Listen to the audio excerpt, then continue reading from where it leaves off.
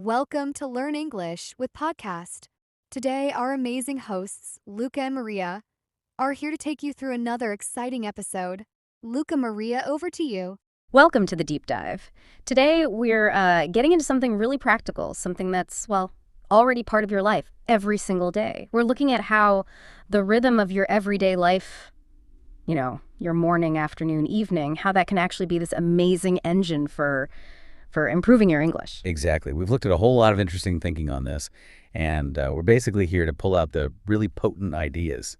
The missions for this deep dive, really, is to show how your own routine, that pattern you follow, day in, day out, how it can be a pathway to, well, more effective language growth, and maybe less stressful, too. Yeah, it sounds simple, maybe even a bit obvious at first glance, but the arguments we encounter, they suggest something deeper, that using these habits you already have can really shift how you learn. And before we properly jump in, we just wanted to say a quick thank you.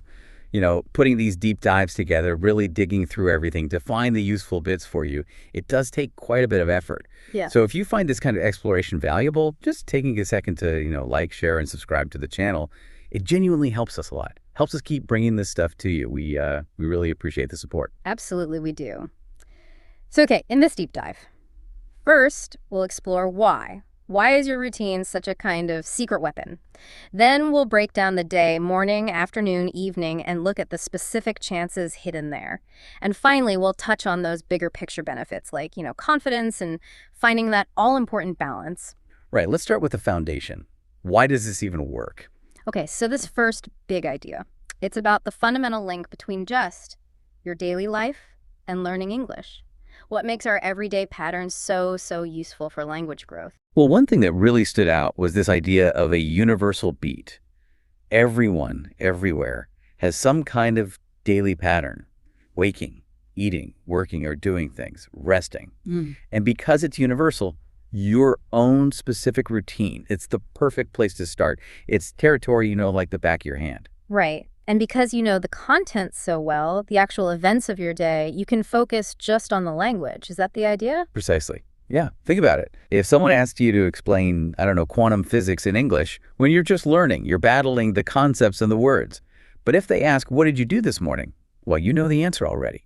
The thinking we saw suggests describing familiar actions it lowers the mental effort needed. You can focus on getting the English right, the sentence structure, the verbs, instead of trying to graft new information and new language all at once. It removes a whole layer of difficulty. And it seems like routines naturally give you the basic building blocks of English, too. That's a really key point. Just talking about your day forces you to use core English elements. You're constantly using common verbs, right? Wake up, eat, go, work, read, sleep. You're naturally using time phrases in the morning at 8 a.m. after lunch, before bed. And sequencing words become essential. Yeah. First, then, next, after that, finally. So like a simple sequence. First, I wake up at 6:30. Then I have coffee. After that, I check my email. I leave for work around 8. Exactly. And look how much is happening there, even in those short sentences. Yeah. You've got present simple tense. You've got that sequence logic, everyday vocabulary. You're not learning these things in a vacuum. You're applying them directly to your real life.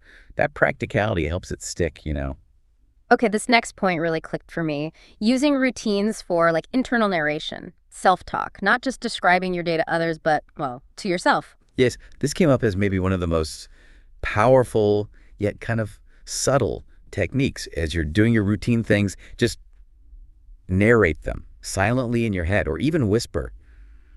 Brushing your teeth. Think, I'm brushing my teeth now. Using the Bluetooth brush. Making breakfast. Okay, cracking 2 eggs.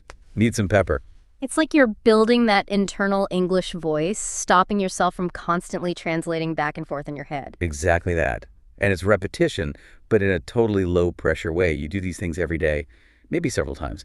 Narrating them in English creates this consistent, almost automatic practice. It's like language muscle memory. And naturally, talking about your routine also opens up conversations about culture, doesn't it? Absolutely. When you share what your typical day looks like, it's a little window into your life, your habits. And then asking others, so what's a typical breakfast like where you live? Or how long do people usually take for lunch? Becomes a really natural way to connect and learn about different ways of life. So something so personal, so predictable, becomes this shared tool for language and connection. That's quite powerful. Okay, let's zoom in a bit. How do specific parts of the day offer these unique opportunities, starting with the morning. Right, let's break it down into those time blocks that were discussed. Mornings first. Mornings, yeah. There was a strong case made for the power of the morning routine, like a fresh start, setting the tone for the day. Definitely. Mornings feel like a reset, and those first few moments seem to really matter. One idea was about resisting the urge to grab your phone immediately. Yes, avoid that instant flood of information. Right, it's maybe not the calmest way to start. Instead, perhaps simple affirmations in Nope. English. Like saying, okay, today's going to be a good day, or I'm making progress with my English. Exactly. Even just those small positive thoughts, maybe spoken quietly, they kind of activate your brain in English mode and set a good intention for the day. It also mentioned discipline, how the discipline of simple morning habits, making the bed, brushing teeth, can carry over into language learning discipline. That connection's interesting, isn't it? It's small, consistent actions in one part of your life can sort of reinforce your ability to stick with small, consistent actions in another, like your English practice. And you can merge the two by doing that internal narration while you do those tasks, right? Making the bed now, pulling the covers up. It sounds almost, well, too simple. Yeah. But I guess it's about weaving the language right into the fabric of what you're already doing. Precisely. And breakfast time, that's another obvious slot. Not just vocabularies like I'm eating toast, but using visual cues. Like actually putting little labels on things in your kitchen, a sticker that says cup on your favorite mug, milk on the carton. It's constant passive exposure in context. I like that. It's like learning without feeling like you're sitting down to study. Another suggestion that seemed really practical was writing a quick plan or to-do list for the day in English. Just simple things like grocery shopping, tea meeting at 2, practice English pronunciation 15 minutes. Yeah, exactly that. It gets you practicing writing, organizing thoughts, using verbs, maybe future tenses like I will call. Doing that daily builds up practical fluency. And then while you're actually getting ready doing your hair, getting dressed, that's dead time you could use for listening. For sure. Putting on a short English audio clip, maybe a quick news summary, or even just music with English lyrics you try to catch. It trains your ear to the rhythm and sounds, even passively. So mornings aren't just about rushing out the door. They're a really potent time for setting up these consistent little English habits. Yeah, they lay the foundation. Yeah. Create those automatic touch points with English right from the start. Okay, let's shift gear then. Afternoons. The points highlighted this as a time for maybe more focused work, but also, acknowledge that energy slump. Ah, the infamous 1 to 3 p.m. dip. Yeah, that was mentioned. Yeah. And the tics were pretty straightforward. Lighter lunch, maybe a quick walk, just drinking water to help manage your physical energy. Yeah. Because that impacts your mental energy for learning, right? Makes sense. And then the idea of using afternoons for deep work in English. What did that look like? So this is where you tackle tasks needing more focus. Maybe reading a more challenging article, dedicated writing practice, perhaps preparing for a conversation, or really digging into some grammar or vocabulary you want to nail down. Afternoons were suggested because you're generally fully awake, maybe past the initial morning rush, and you can carve out these focused blocks. And things like the Pomodoro technique, that 25 minutes on, 5 minutes off, that fits well here. Yeah, that came up. It's seen as great for keeping focus sharp without burning out, which is, let's face it, pretty crucial if you want to learn consistently over time. Makes big tasks feel less daunting. This also feels like the ideal time for that learn, use, review cycle we hear about. Spot on. Maybe you learn some new words in the morning. The afternoon is perfect for actively using them. Write a paragraph, try them in a practice conversation, then schedule a quick review later. It helps move vocabulary from just being passive, something you recognize, to active, something you can actually use. And the breaks are important too. Not just stopping, but mindful breaks. Right, not just scrolling endlessly through your phone. The suggestions lean towards lighter English activities. Maybe watch a funny short clip online, listen to an interesting speaker for a few minutes, or even just simple relaxation, maybe guided by an English audio track. The idea is to let your brain rest and process, perhaps absorbing a bit more English without active effort. And bringing some creativity into the afternoon seemed beneficial too. Yeah, creativity helps things stick, makes it more personal. Suggestions included things like making a quick video diary of your afternoon in English, like a mini vlog, or drawing something and labeling the parts in English, maybe writing a short creative story, or finding someone online to chat with about an interesting topic. It just engages different parts of your brain. And having some kind of structure, even a loose one with time blocks, helps keep things moving. Definitely. Just having a simple plan, okay, 45 minutes reading, then a break, then 30 minutes writing practice. It gives you direction, but doesn't have to feel super rigid. And maybe using the end of the afternoon to kind of transition. Yeah, just taking a couple of minutes. Mentally run through what you worked on in English. Maybe note down one word you want to remember or practice later. Helps wrap up that focused period before you shift into evening mode. Okay, so focused afternoons can really be a powerhouse for digging deeper into English. Let's move to evenings and nights. These were framed more around soft learning and, crucially, reflection. Yes, that evening wind down is really important. How you transition affects your sleep, and sleep quality is directly tied to memory consolidation and learning.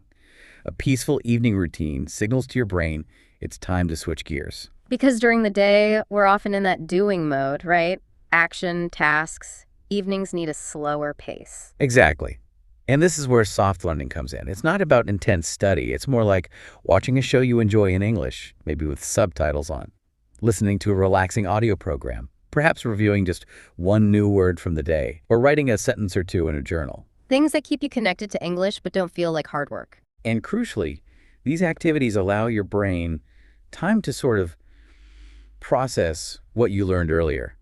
That memory organization, it happens best when you're resting or sleeping. The points mention specific peaceful activities, light dinner, maybe a gentle walk, warm shower, dim lighting, soft music. All those things that cue relaxation. And you can easily weave English into them. Reading an enjoyable English story, not a textbook. Writing down one good thing that happened in English. Listening to some calming English narration. It reinforces both relaxation and the language link. And evenings were highlighted as a key time for emotional balance and reflection, too. This felt like a really powerful insight. Just asking yourself simple questions. What went okay today? What was a bit challenging? What am I thankful for?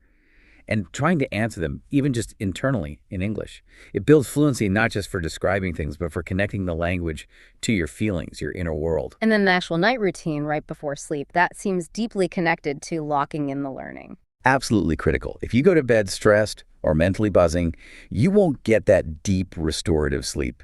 And deep sleep is when the brain does its filing, sorting memories, including new language. So simple, calm actions in the last half hour before bed can make a real difference. So it's not just about sleeping better, it's about learning better while you sleep. Precisely.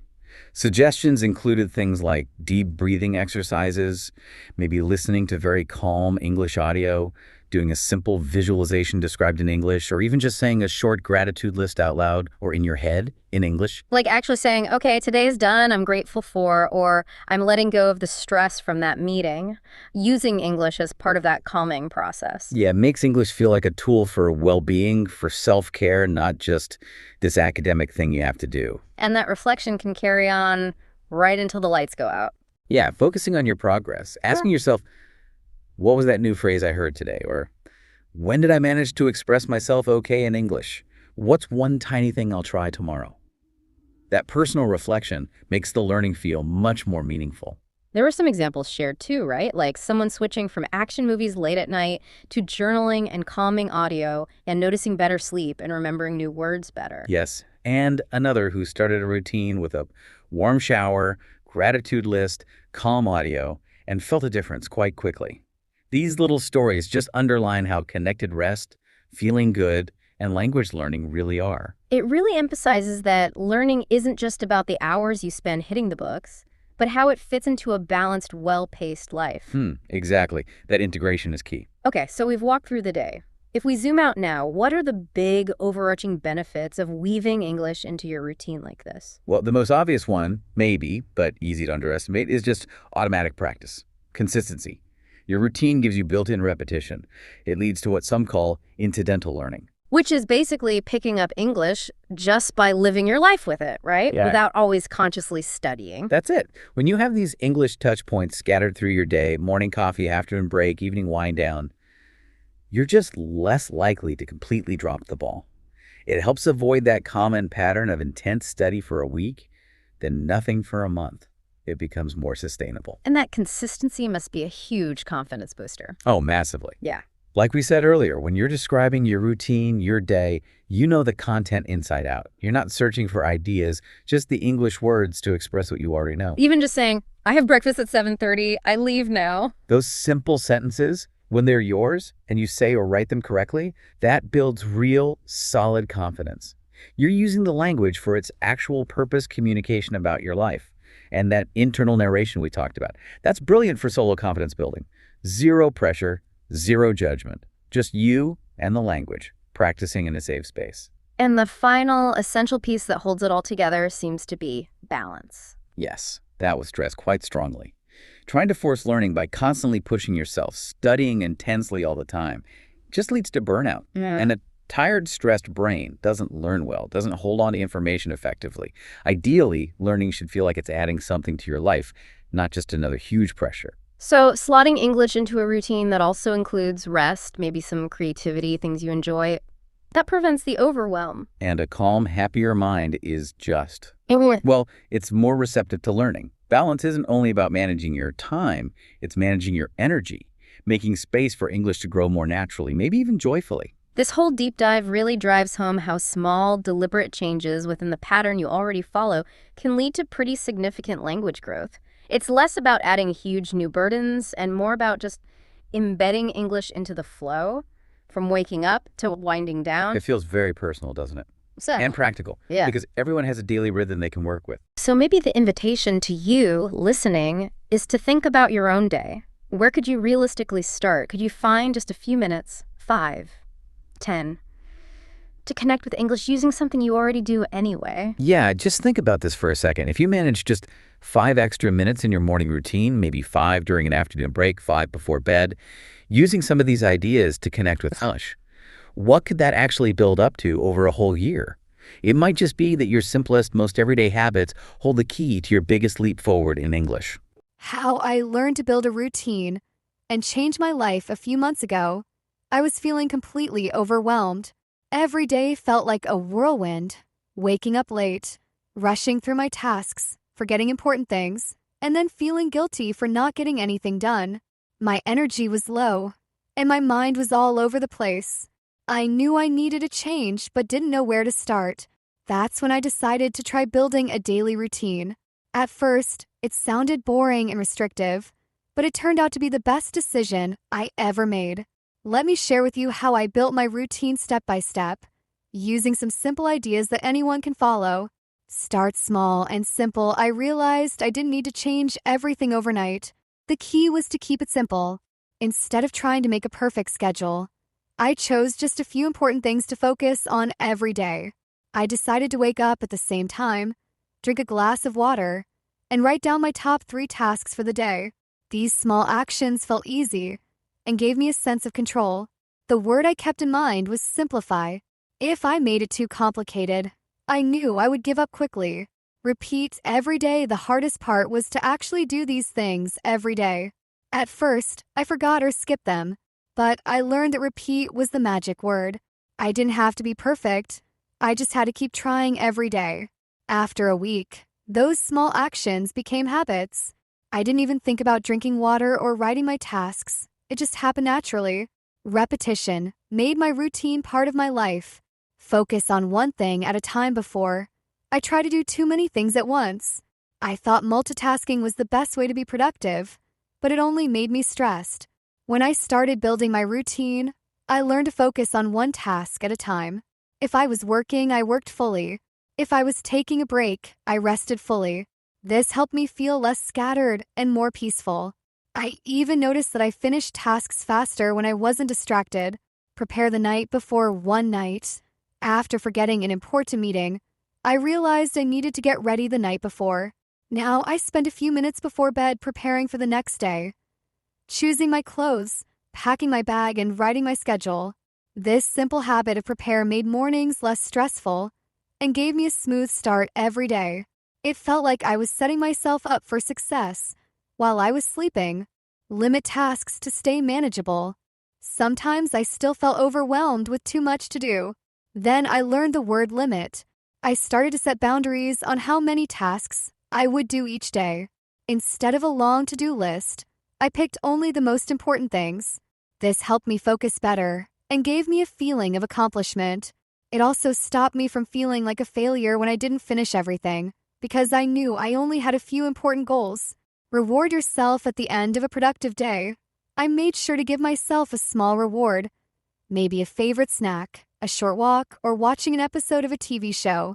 These little treats motivated me to stick with my routine and made the hard work feel more enjoyable. I realized that rewards don't have to be big.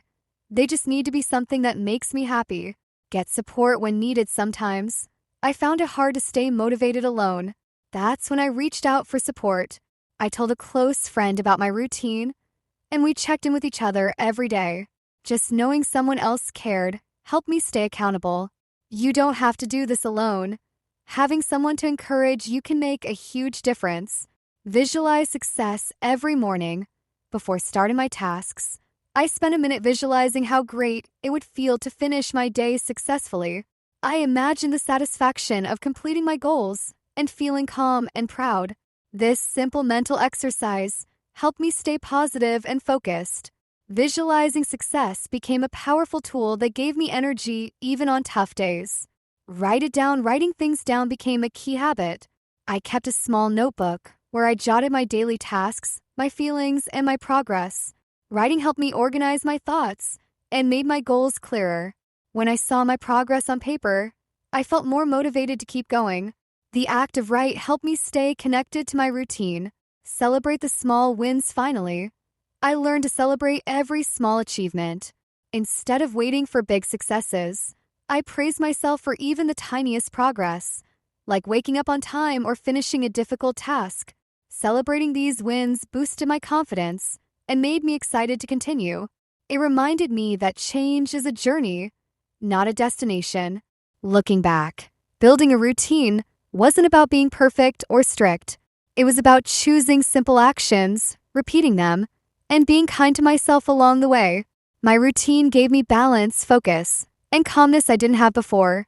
And best of all, it helped me learn and practice English every day naturally. Whether by writing my plans, listening to podcasts during breaks, or speaking about my day with friends. If you feel lost or overwhelmed like I did, try starting small. Repeat your habits. Focus on one thing at a time. Prepare ahead. Limit your tasks. Reward yourself. Get support. Visualize success. Write it down. And celebrate your wins. These easy steps can turn your chaotic days into calm, productive ones. And you might even enjoy the process more than you expect. So why not give it a try? Your future self will thank you. Thank you for watching. Your journey to better English and unstoppable confidence starts here. Like, share, and subscribe. Let's keep growing together. See you in the next video, champion.